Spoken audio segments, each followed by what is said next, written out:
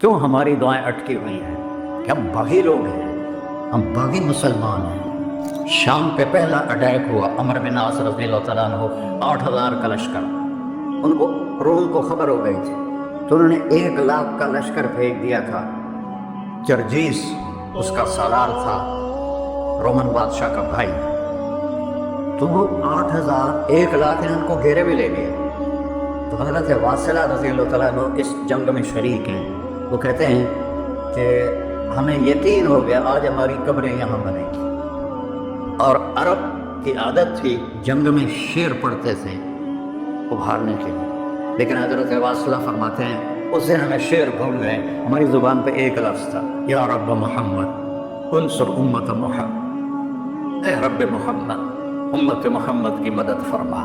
کہ یہ ہماری زبان پر تھا، تلوار ہاتھ سے چل رہی تھی، زبان اللہ کو پکار رہی تھی۔ حضرت عبداللہ بن عمر، حضرت عمر کے بیٹے بھی اس جنگ میں شریک ہیں، فرماتے ہیں جب سورج ڈھلا تو ہم بار بار آسمان کو دیکھ رہے تھے، میں نے جب اوپر نگاہ دوڑائی تو میں نے دیکھا انفاجت فی السماء فرجۃ، آسمان کا دروازہ کھل گیا، وخرجت منہا خیول شہب، اور اس سے شہابی رنگ کے گھوڑے اور ان کے اوپر سوار، ان کے سروں پہ سفید پگڑیاں، اور سب سے آگے ایک سوار تھا جس کے ہاتھ میں لمبا نیزہ تھا، وہ وہاں سے پکار رہا تھا، ابشروا یا امت محمد، اے امت محمد تمہیں بشارت، فقد اتاکم اللہ بالنصر، اللہ تمہاری مدد کو آ گیا۔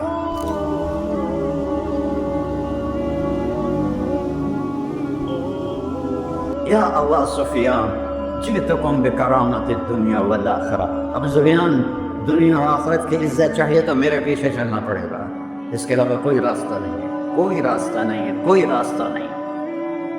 ایک ہی طریقہ باقی ہے، ایک ہی راستہ باقی ہے، وہ ہے محمد رسول اللہ۔ لا یؤمنون حتی یحکموک فیما شجر بینہم، اپنے ہر معاملے میں جب میرے نبی آپ کو فالو کریں گے تو میں ان کا بن جاؤں گا، یہ میرے بن جائیں گے، یہ مانگیں گے میں دوں گا، یہ سوال کریں گے میں پورا کروں گا، یہ مدد مانگیں گے میں مدد کروں گا۔ کیوں ہماری دعائیں اٹکی ہوئی ہیں کہ ہم باغی لوگ ہیں، ہم باغی مسلمان ہیں،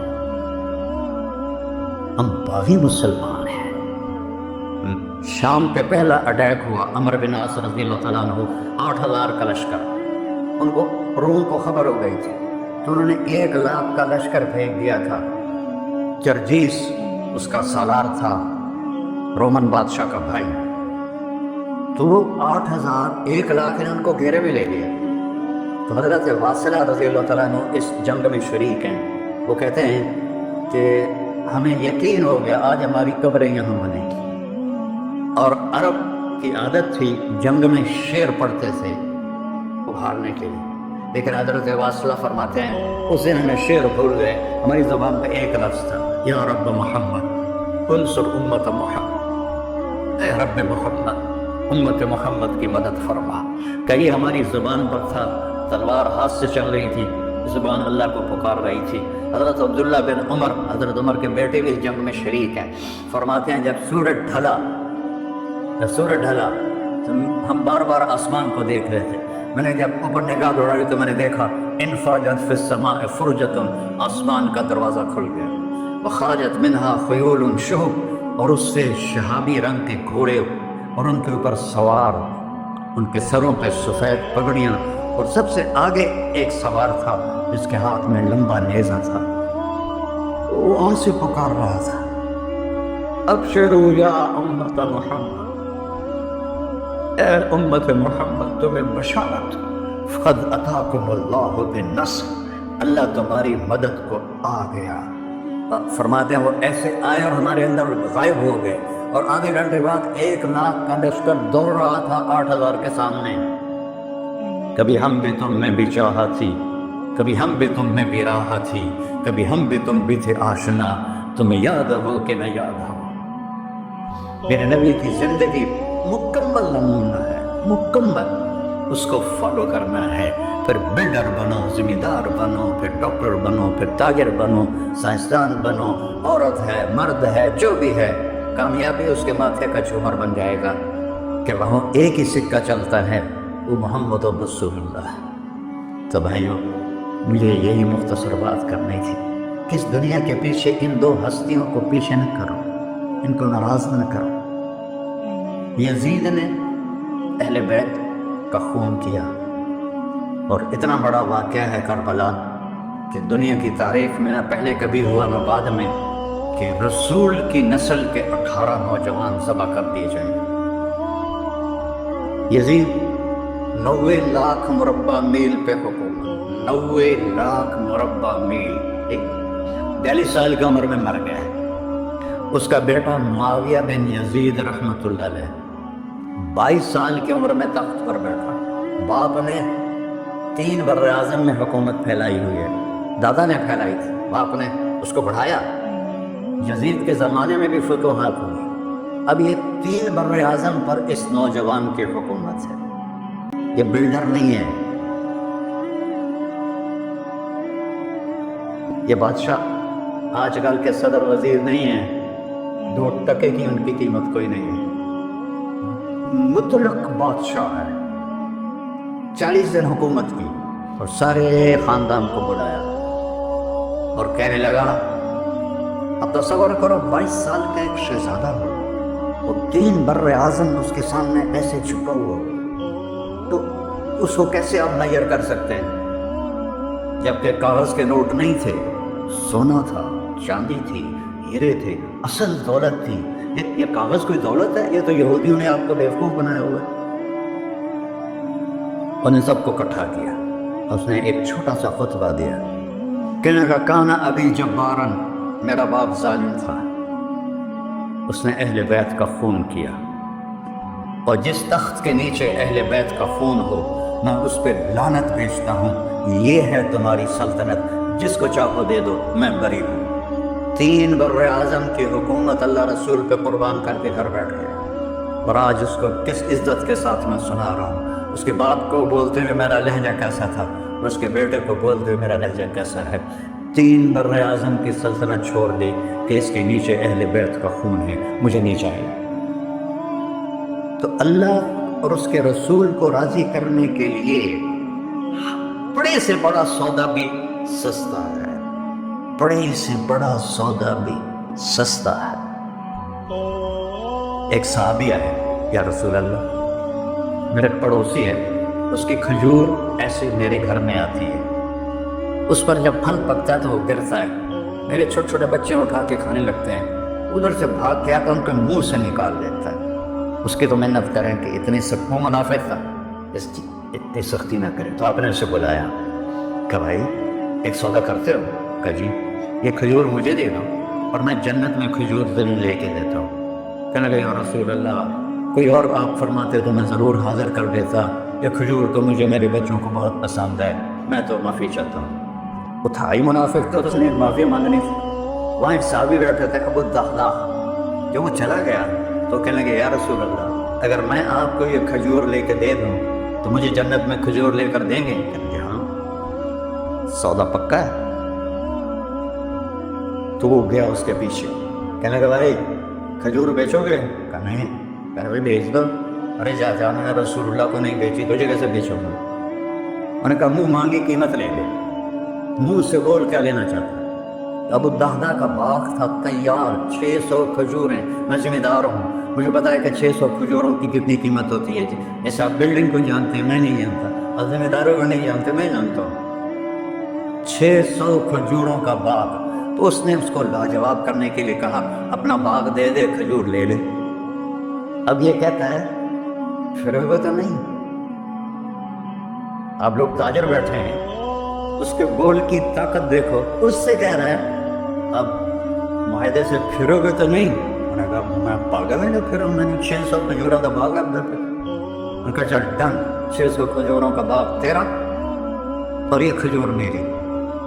اور وہاں سے سیدھا گیا اپنے باغ میں۔ کھجوروں کا زمانہ تھا تو مدینے والے کھجوروں کے پھل کے زمانے میں باغ میں شفٹ ہو جاتے تھے، چھوٹے چھوٹے بنائے ہوتے تھے کمرے، وہاں بچے وہ سب رہتے تھے، کھجوروں کی پہرہ داری بھی اور توڑنا بھی۔ تو وہ قربان جاؤں نبی کے صحابہ تھا، وہ باغ میں اندر نہیں گئے، باہر کھڑے ہو گئے کہ کہیں نیت نہ بدل جائے اتنا بڑا باغ دیتے ہوئے۔ باہر سے پکارا الدحداء بیگم کہ جی کہ باہر آ جاؤ، بچوں کو بھی لے کے آ جاؤ۔ کیا ہوا؟ کہا میں نے باغ بیچ دیا۔ انہوں نے کہا کتنے میں؟ کہ جنت میں کھجور مل گئی۔ اٹھنے لگی ربح البیع ربح البیع ربح البیع۔ واہ ابو الدحداء کیا سودا کیا تھا، کیا سودا کیا تھا۔ میں نے کہا عورتیں زیادہ شور میں آتی مروا دیتا ہے کہ بچے کے دھوکا سے تمہیں کے دھوکا سا ربح البیع۔ اس کے بعد بھاگا ہوا آیا اللہ کے نبی کے پاس، یا رسول اللہ میں نے کھجور خرید، آپ اس انصاری کو دے دیں۔ تو آپ نے پوچھا کتنے میں خریدی؟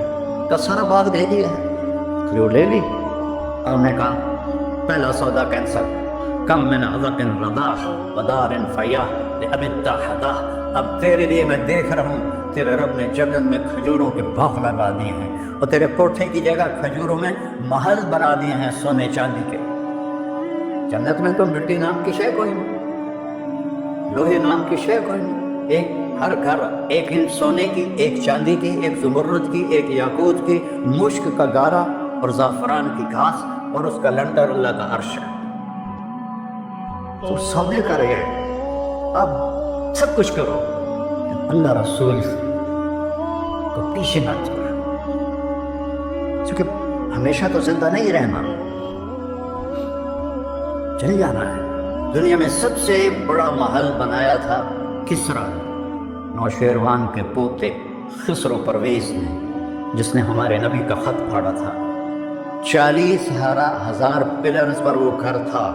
آپ لوگ بلڈر اور اسکوائر فٹ لگاؤ، 40,000 ستونوں پر وہ گھر کھڑا تھا، اور وہ اس کے اوپر سارا سونا ہیرے جواہر 40,000 پلر پر تھے، اور اس کے 500 بڑے بڑے گنبد تھے، اور سب سے بڑے گنبد میں 1,000 سونے کے فانوس تھے، اور اس میں ایک رات میں 9 من تیل جل جاتا تھا، صرف ایک رات کے لیے اس کو، اور 3,000 باندیاں تھیں، 6,000 نوکر تھے صفائی کے لیے، 12,000 سپاہی تھے اس کی حفاظت کے لیے، لیکن وہ چند سال بھی نہ رہ سکا کہ پلٹا کھایا حالات نے، اور رومن امپائر کیسر نے آ کر اسے شکست دی نینوا میں۔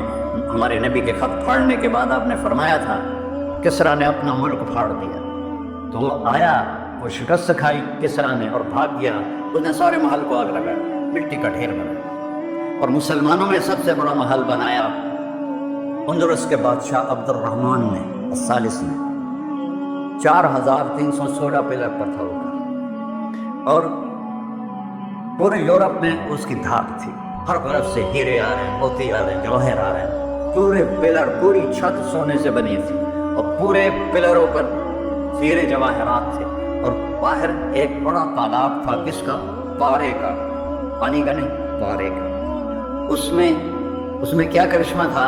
اس کو اس اینگل سے انجینئرز نے بنایا تھا کہ سورج کی شعائیں جب پارے پر پڑتی تھیں تو پارا تو ہلتا ہے، کھڑا نہیں رہتا، تو شعائیں ایسے ایسے ڈانس کرتے کرتے کرتے محل پہ پڑتی تھیں، تو لگتا تھا پورا محل رقص کر رہا ہے۔ اب میں وہاں گیا تو ایک کوٹھے کے سوا وہاں کچھ بھی نہیں تھا، وہ بھی کوٹھے کی چھت نیچے گری ہوئی تھی۔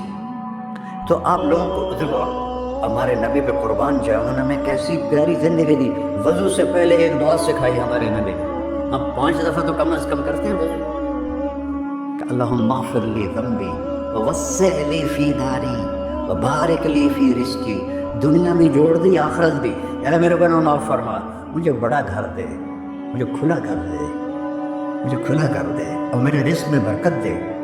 کھلا گھر اللہ کی نعمت ہے، آپ لوگوں کو میسر کر رہے ہیں، سہولت ہے، آپ کو اجر ملے گا اگر اس میں جھوٹ نہ ہو، سود نہ ہو، کھوٹ نہ ہو، ہیرا پھیری نہ ہو، وعدہ خلافی نہ ہو، تو یہی آپ کی جنت کا راستہ ہے۔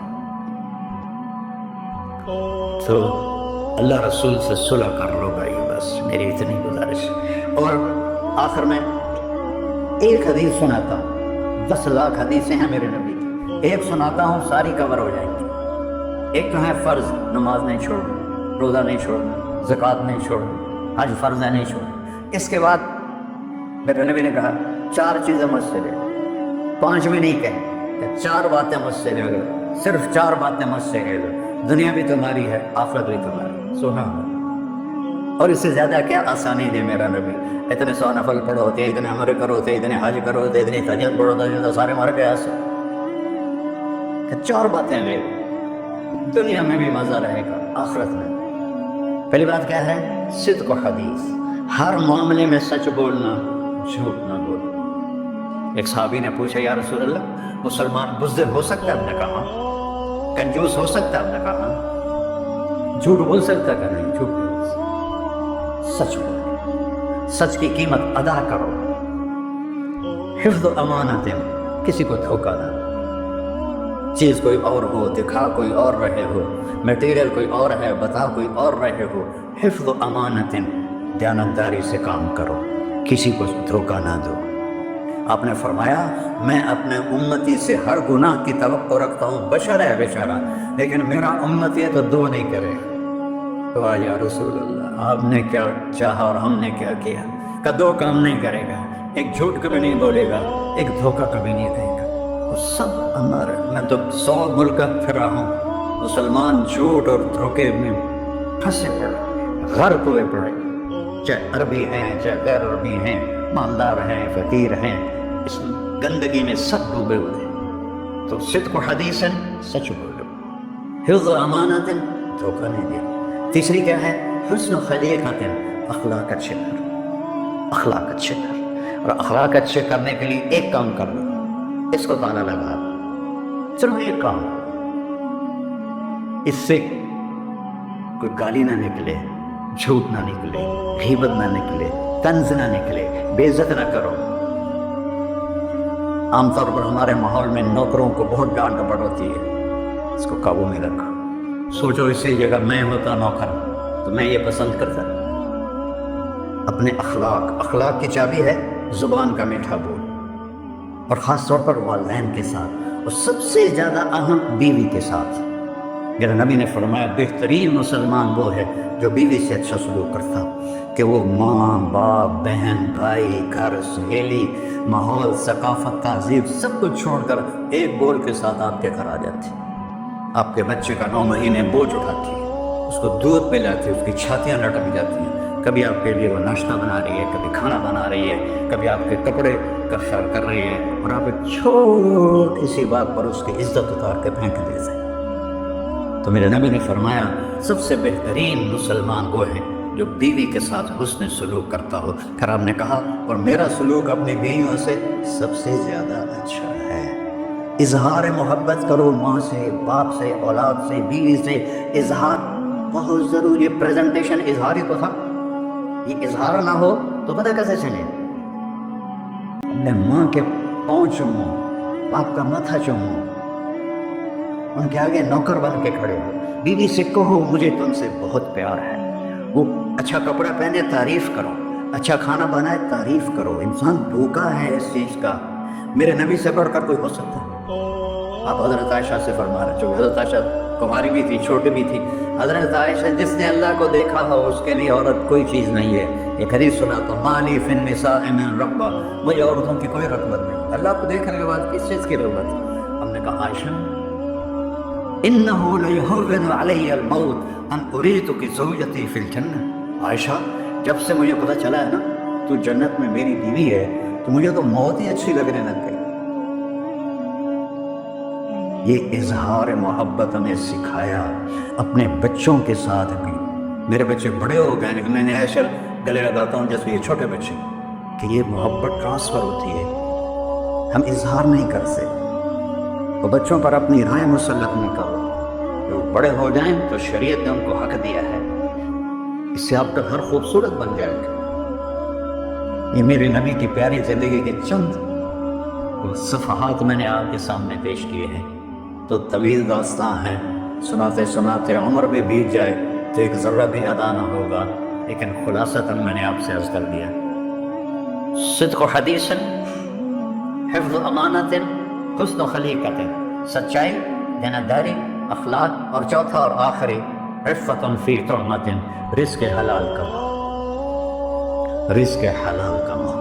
من امسا قالا بعمل یدہ امسا مغفورا لہ، مسلم شریف کی حدیث ہے، جو صبح سے شام تک اپنے دنیا کے کاموں میں حلال رزق کی تلاش میں تھک کے گھر جاتا ہے، اس کے اس دن کے سارے گناہ معاف ہو جاتے ہیں۔ کتنا بڑا عمل ہے رزق حلال۔